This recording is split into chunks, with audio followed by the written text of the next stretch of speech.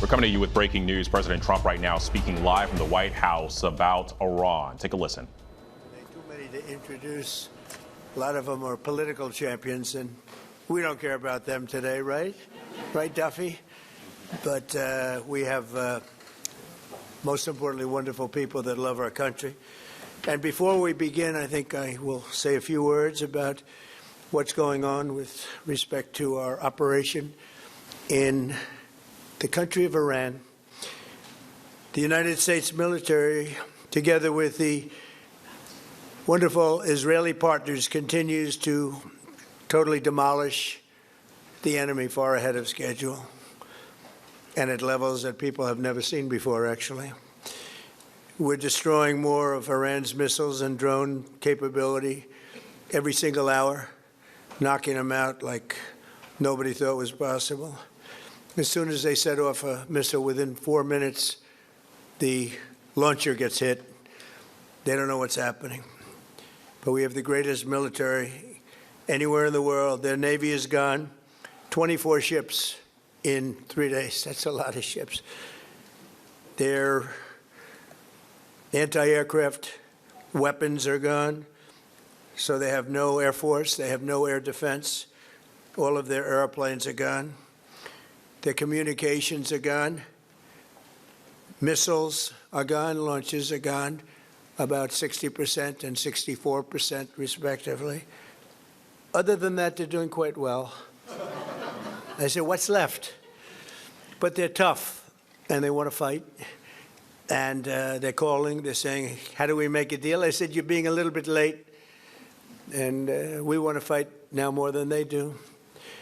We've had 47 years, depending on the way you count it, but 47 years of horror with this group. And, you know, when you see somebody walking down the street without their legs, without the arms, whose face is so badly affected and hurt, it mostly came from 95% Soleimani and Iran, and we, other presidents, lived with it. I didn't live with it. And so our people are doing a great job. Again, the greatest military anyone's seen.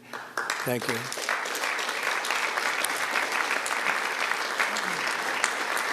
Thank you very much. And yesterday, my administration announced decisive action to help keep down the oil prices, including offering political risk insurance for tankers transiting into the Gulf, as you know, pretty dangerous territory. Further action to reduce pressure on oil is imminent, and the oil seems to have pretty much stabilized. We had it very low, but I had to take this little detour, if it's okay with everybody. Scott, it's okay with you? Scott's the one who has to put up with it. He said, you have to do this now? I said, I have to do it, Scott, right? But it's been very strong, and everybody, including Scott, everybody feels we had really no choice. They were going to hit us if we didn't hit them, because they're crazy. And in the long term, the actions we're taking will dramatically increase the stability of the region and oil prices and stock markets and everything else. You know, we set the all-time record in history with the Dow going to 50,000. So Dow was at 50,000. It was supposed to be maybe, if we were lucky, within, by the end of my presidency in 4 years. And we did it in my first year. We did the S&P 500. We did that in a period of less than a year, and that was even tougher than the Dow, they said, so it wasn't going to happen. But we have a great country. We have a country that's never done this well. We've had tremendous success in so many different ways. I built the military and rebuilt it in my first term, and we're using it more than I'd like to use it, to be honest with you. But when we used it, we found out it certainly did work. When we look at Venezuela, when we look at the first attack, Midnight Hammer, in Iran, which really set the stage for what we're doing right now. It's been pretty amazing. And I'm once again calling on all members of the Iranian Revolutionary Guard, the military and the police, to lay down their arms. They're only going to be killed. And now is the time to stand up for the Iranian people and help take back your country. You're going to have a chance after all these years to take back your country. Accept immunity. We'll give you immunity. And we'll be giving you really the right side of history, because that's what it is.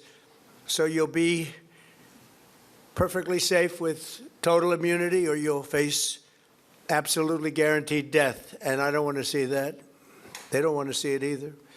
We also urge Iranian diplomats around the world to request asylum and to help us shape a new and better Iran with great potential. It's a country with great potential, as much better future for Iran. It's now beginning. It's going to be, I think, a great future. And the United States will ensure that whoever leads the country next, Iran will not threaten America or its neighbors, Israel, anybody.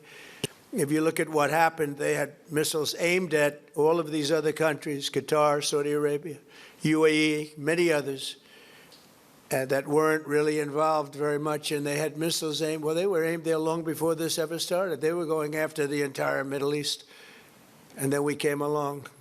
We blew up their party. So we have phenomenal people. I want to thank all of the people that have been involved. Marco, you've been doing a fantastic job. And you've been doing a fantastic job on a place called Cuba.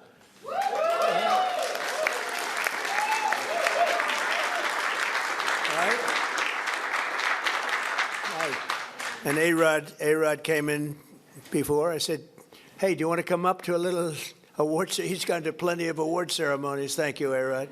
Big fan. But what's happening with Cuba is amazing. And we think that we want to finish this one first, but that will be just a question of time before you and a lot of unbelievable people are going to be going back to Cuba. Hopefully not to stay. We want you back, and we don't want to lose you. We don't want to make it so nice that they stay. But some people probably do want to stay. They love Cuba so much. I hear it all the time. That was another one that wasn't supposed to happen. Venezuela is going great. It's been stabilized. We have a wonderful person as your president-elect, Delcy Rodriguez, and she and her staff have been doing a fantastic job working with us. We're taking out hundreds of millions of barrels of oil, and it's going to Houston and various other places where it's being refined, and we're sending them back far more money than they've made in many years, and actually very shortly it'll be more money than they've ever made. And Venezuela is working. So we've had a lot of countries in places that truly love, you would say football, I would say soccer, but these are all countries that love football/soccer.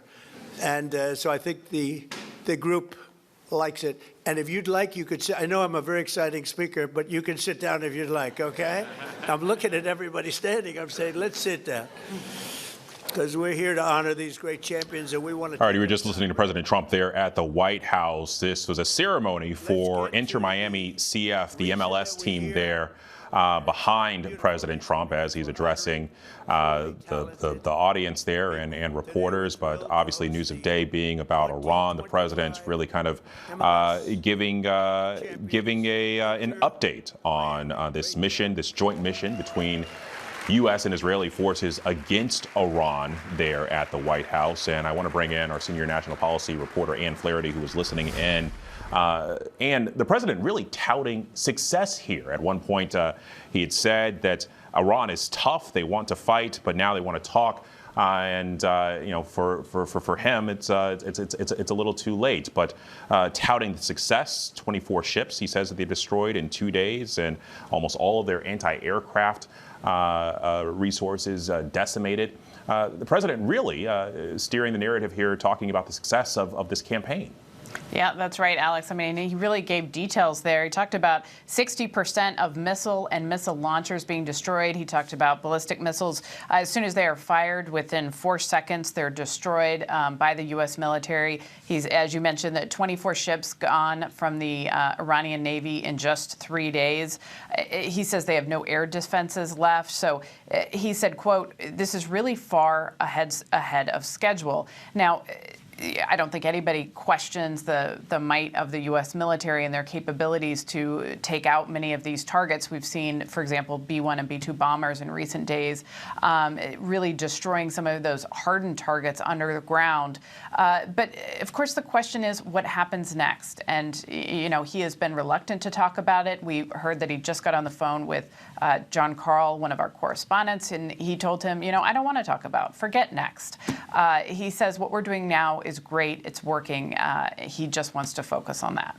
Well, and whenever it comes to ahead of schedule, we'll see if this still kind of sticks to that 4 to 5 weeks timeline that he initially threw out, and also, you know, how involved he will be in the picking of a new supreme leader in Iran, as he said that he wants to be. Ann Flaherty for us. Thank you so much.